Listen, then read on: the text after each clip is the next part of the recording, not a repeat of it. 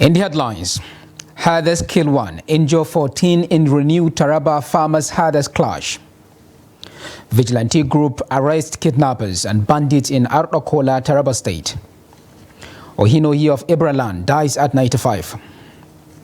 On the foreign scene, internet phone services return to Gaza after Israeli communications cut off.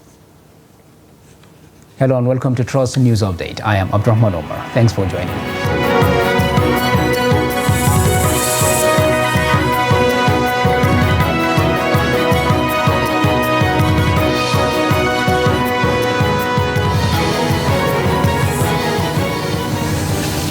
And now the news in full.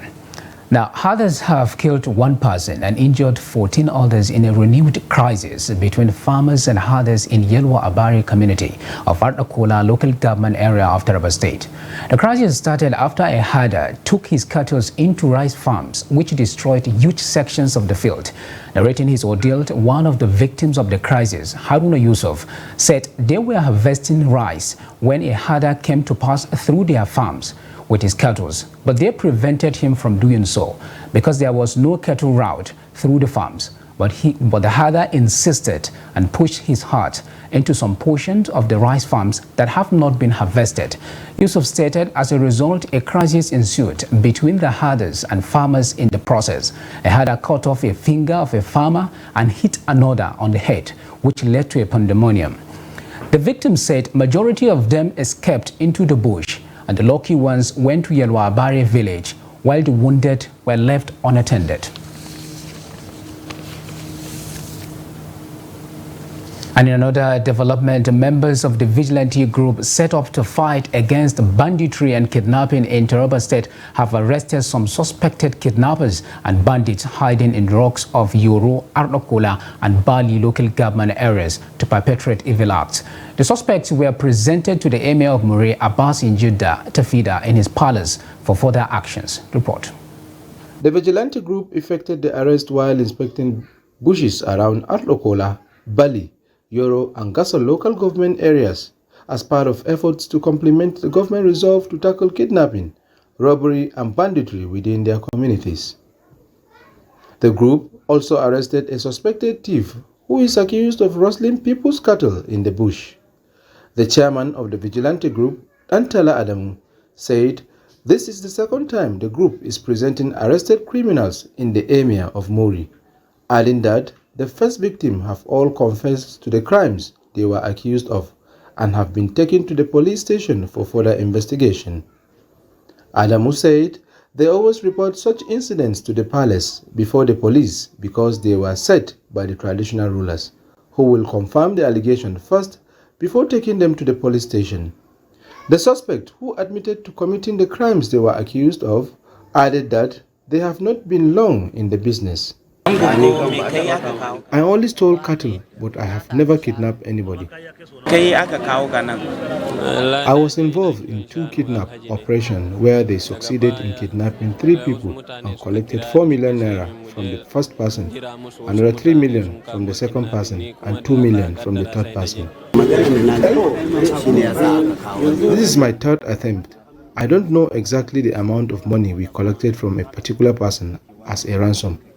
After the formal presentation at the Emir's palace, the case will be handed over to the police for further investigation. Meanwhile, a 500-level student of the University of Benin has been reportedly shot dead inside the campus in a renewed Cold War between rival cult groups in the institution. 3 other students who sustained various degrees of injury during the attack were said to have been rushed to a nearby hospital for treatment. It was guarded that the incident happened on Friday evening when the rampaging cult group stormed the anatomy department back gate to kill their target before they proceeded to the physical science and laboratory department. The deceased student, according to reports, was shot at close range in his car, while the 3 others were shot while they were trying to escape. The incident caused panic among the students and staff on the campus as they scampered for safety. The police public relations officer in the state, ASP Chidiwa Buzu, said he was yet to be informed about the incident. Now, 73 persons have been arrested for allegedly violating the environmental and sanitation law in Nasarawa State. State Chief Prosecuting Officer on violation of the monthly sanitation exercise, Abubakar Muhammad, made this known while briefing journalists on the exercise in Lafia. Abubakar Abdullah sent in the report as presented from our studio. Sanitation exercise is carried out statewide on a monthly basis in Nasarawa State to ensure that attention is given to cleaning and appropriate evacuation of refuse for a healthy community. During the exercise, government officials moved around the state to ensure public compliance with the state environmental sanitation law. Addressing journalists, the state chief prosecuting officer, Abubakar Muhammad, said there is appreciable compliance across the state. He, however, said they apprehended 73 violators of the exercise in 6 out of the 13 local government areas of the state. I will tell you none of the shop owners, even one. So the shop complies 100%. So it is this kind of people that there are 9 in number only in Lafia. In Nasarawa, there are only 6. Mohammed said an officer of authority was also arrested for favoring his relative. So we call the attention of that person, and he's here before him himself. It's tough, our staff, but before the court. The chief prosecuting officer, who said the attitude of the government officials amounted to mischief and insubordination, vowed that all offenders would face charges based on their offenses before different mobile courts in the state. He called on the public to always adhere to the law governing all activities in the state. And now on judiciary matters, Adamawa State Governorship Election Tribunal has dismissed the petition filed by Aisha Lahiru Binani of the All Progressives Congress contesting the election of Governor Umaru Ahmadu Fintri of the People's Democratic Party as Governor of Adamawa State. The tribunal dismissed the case on the ground that it failed to demonstrate non-compliance with electoral laws. The tribunal in Yola had previously dismissed petitions submitted by Dr. Umaru Ardo, the governorship candidate of the Social Democratic Party in Adamawa State, against the governor's election as lacking merit. Despite the unconstitutional proclamation by the suspended Rek Hudu Yunus Ari that brought condemnation and public outrage, the Independent National Electoral Commission declared PDP's Fintri the winner of the March 18 governorship race. The presiding judge, Justice Theodora Oloho, alongside Justice Mustafa Ramat and Justice Umar Abdul Nasser, said Hudu's declaration is null and void. Recall that Fintri received 421,524 votes to defeat Aisha Binani of the APC with 390,275 votes and Dr. Umar Ardo of the Social Democratic Party, who finished third. SDP and APC filed applications before the tribunal disputing Fintri's election victory. This is a victory for doing more. It is a victory for massive development for Adamawa State. It is a victory for exponential growth of our people. Above all, it is a victory that reaffirms the sovereignty of the will of the people over political blackmanship and an entitlement mentality. It is indeed a victory for democracy and the rule of law. There is time for everything under the sun. A time to strive and a time to unite. Indeed, politics is over. We have begun governance since May 2023. With this ruling, our hands are wide open. I call on all the litigants and everyone that has Adamawa at heart to set aside whatever misgiving and move on. Now, Senate President Godswill Akpabio has been elected into the Global Executive Committee of the Inter-Parliamentary Union, IPU, the first Nigerian lawmaker to clinch the position in 59 years. Akpabio was elected on Friday at the IPU's 147th General Assembly, Luanda, Angola. The last time a Nigerian was elected into the executive committee of the global parliamentary body was in 1964. IPU is the global organization of national parliaments founded in 1889 and dedicated to promoting peace through parliamentary diplomacy and dialogue. It has grown over its 135 years into a truly global organization with 179 country members out of 193 countries in the world. The IPU facilitates parliamentary diplomacy and empowers parliaments and parliamentarians to promote peace, democracy, and sustainable development around the world.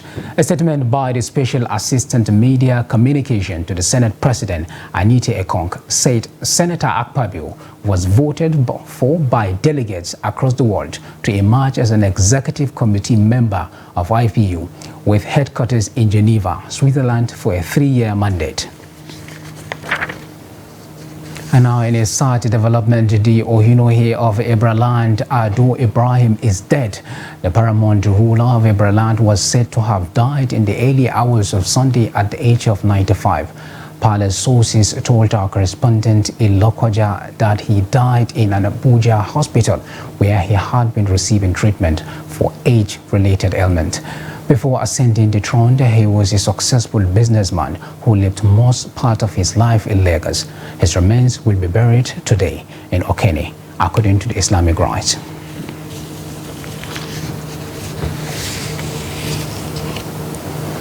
You're watching News Update on Trust TV, coming off after the break. We explore the rise in female barbers, male hairstylists. Details of that and more after the break. Please stay with us. It was never a consensus. We did all our best. You see, in politics, you give your contribution to the best of your ability. If you want, I'll forward to you this statement. You go to this bank and verify. But there are people who say not spending money is not a virtue in itself. Let me finish. But there's so much to be done. Let me finish. Now, you don't allow me to explain myself. The recent development shows abductions are now a factor of informants embedded in community. It's not about the people of Katsina to say that, no, during my administration I was able to stop insecurity. No, it's about collective responsibility for all of us. And what we should ask ourselves is not what has been seen, is the life better? Are there more people who are unemployed who are not become employed? Is the level of corruption has gone down? Is there inclusion? All those issues. We're actually a gas country with associated oil. Our focus has always been on oil, that we have never paid significant attention to gas. To do it effectively, we need to have honest conversation with ourselves. Government needs to come down from its higher horse and communicate with the people and build trust. There must be a solution. We cannot continue this way. They must come back to the table and agree. So whose child will do deny education? All these children that sit for them, they want to go to higher institutions. But just a short while ago you were saying that why bring 10 children when you cannot cater for them? So why bring more universities when you cannot cater for the existing?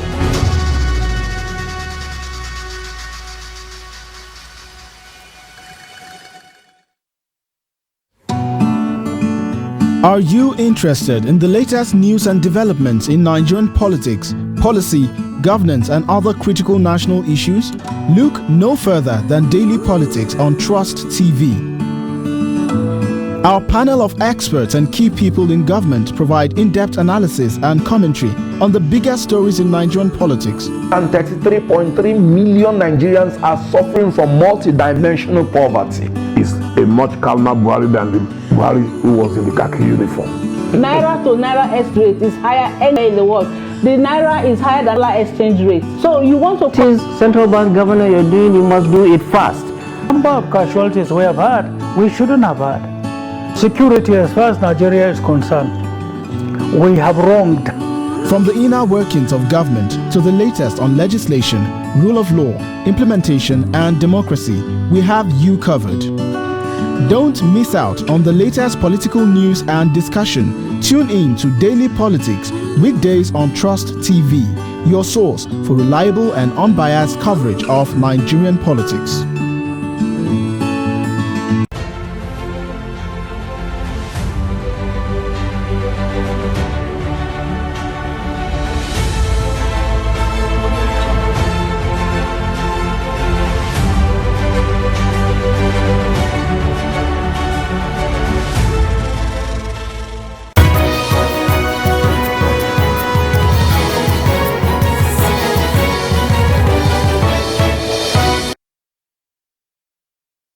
Welcome back. If you are just joining us, this is the news update on Trust TV. And here is a recap of some of our top stories.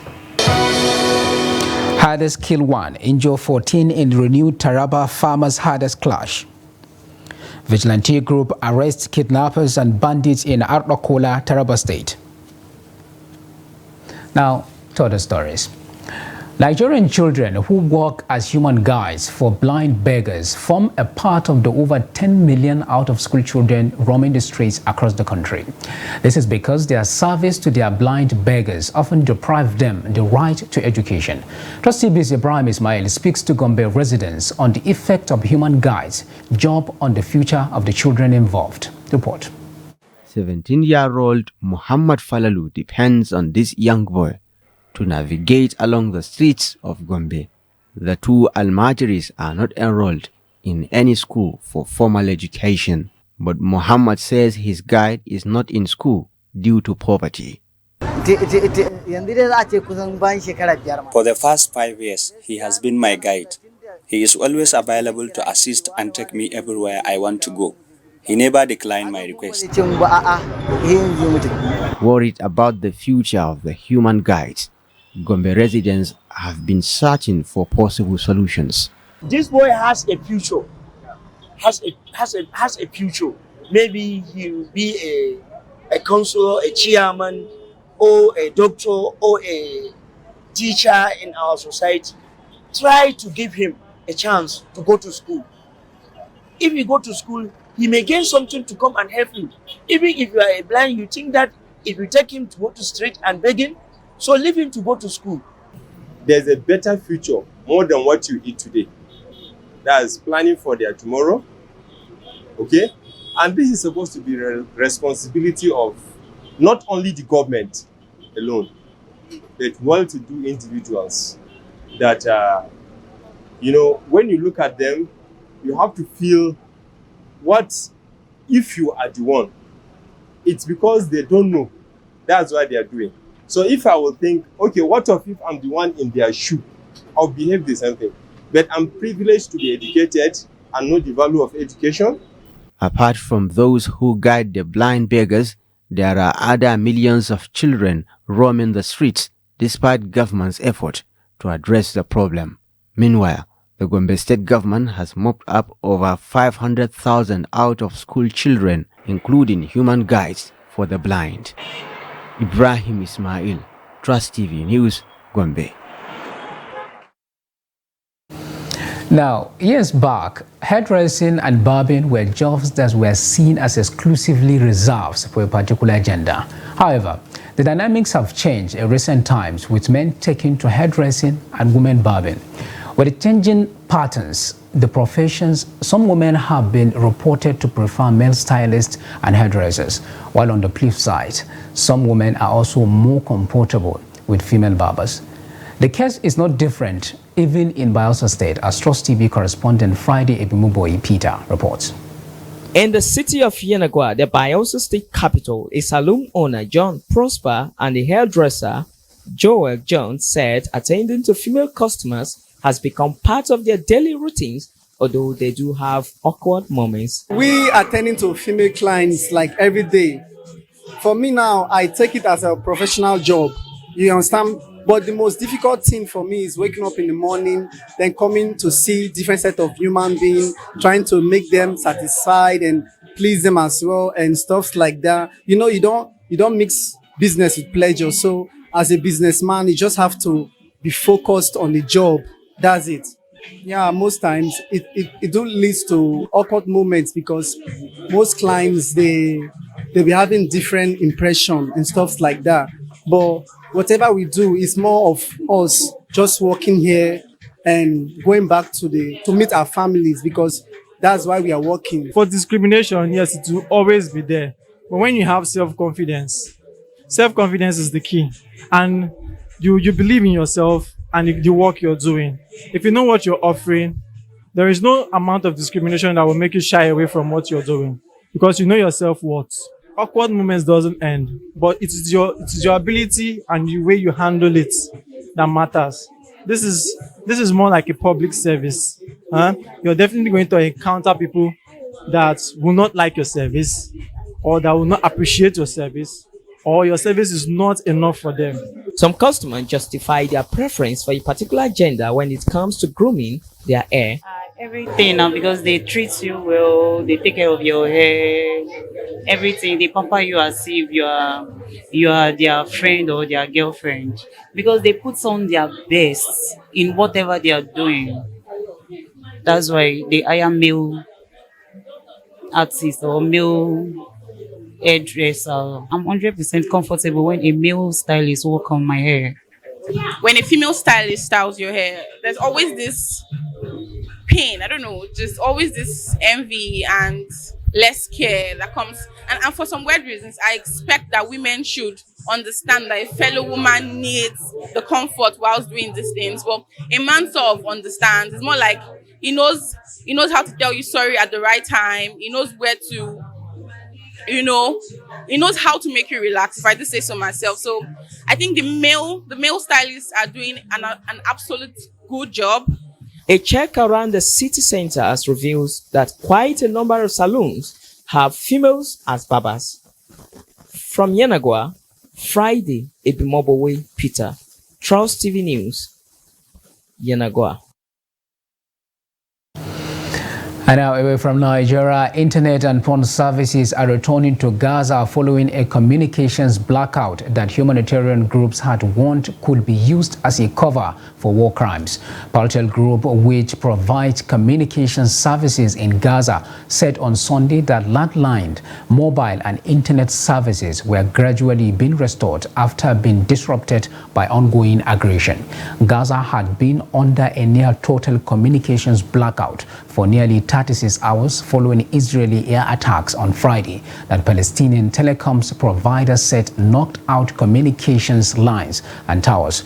Rights organizations, including Amnesty International and Human Rights Watch, had warned that the lack of communications in the enclave was hampering efforts to document war crimes and other abuses.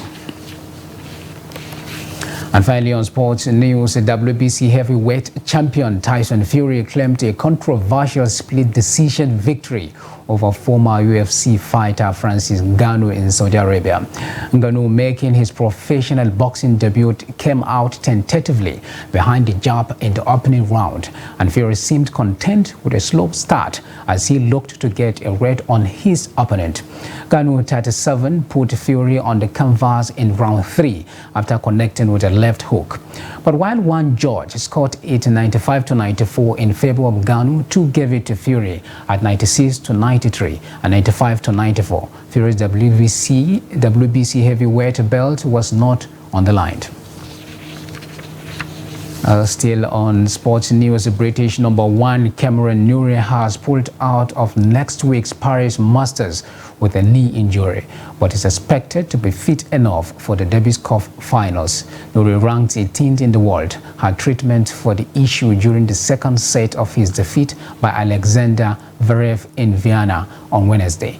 Britain already have a fitness concern after Dan Evans suffered a serious-looking calf injury at the same event. GB faced Serbia, led by Novak Djokovic, in the quarter-finals on 23rd November. Norrie, 28, remains the nation's leading men's player despite a poor run of form, and has been picked by British captain Leon Smith in the same 5-man squad, including Andy Murray, which breached the Davis Cup Final 8.